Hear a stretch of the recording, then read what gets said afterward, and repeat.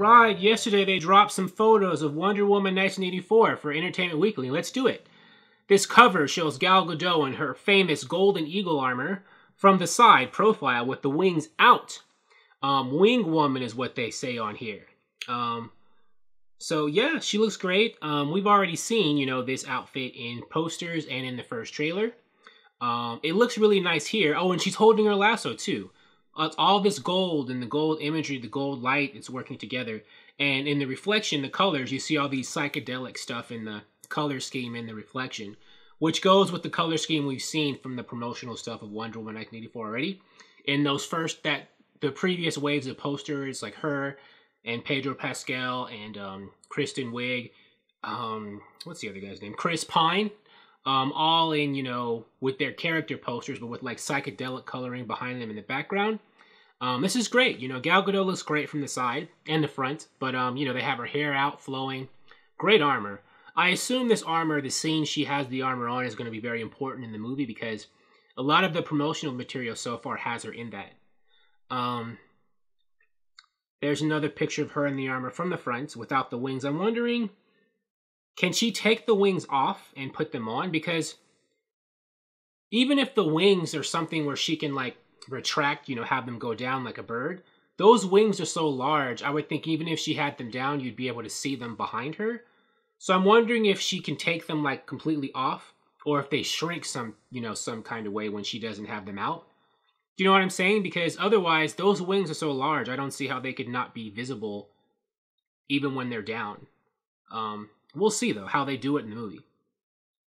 There she is, holding some guy up by the leg. We've seen this all over the internet. There's been memes of Wonder Woman holding people up by the leg. I think in that picture, she's going like this, like making a shh kind of motion while she's holding his leg up.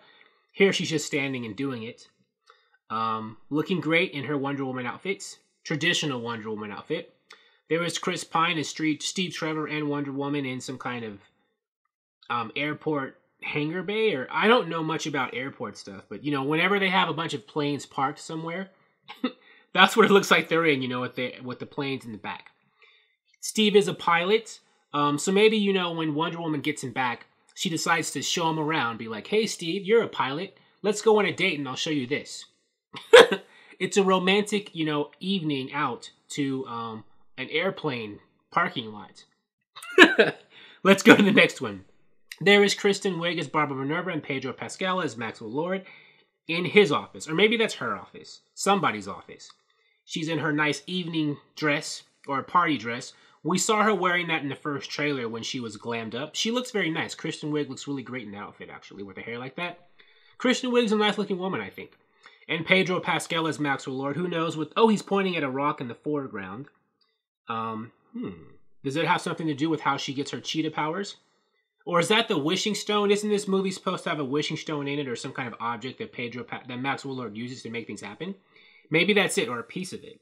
And I think that's kind of the source of how Cheetah gets her powers, which actually turned out to be a curse. I think, Cheetah's gonna get powers by wishing for them. And at first it'll seem great, but then, there'll be some kind of catch, and it'll be more than she bargained for.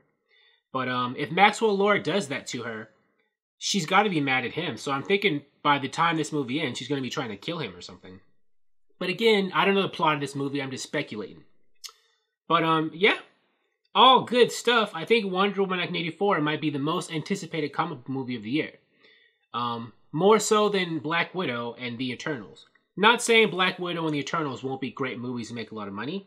But I think people are most jazzed for Wonder Woman.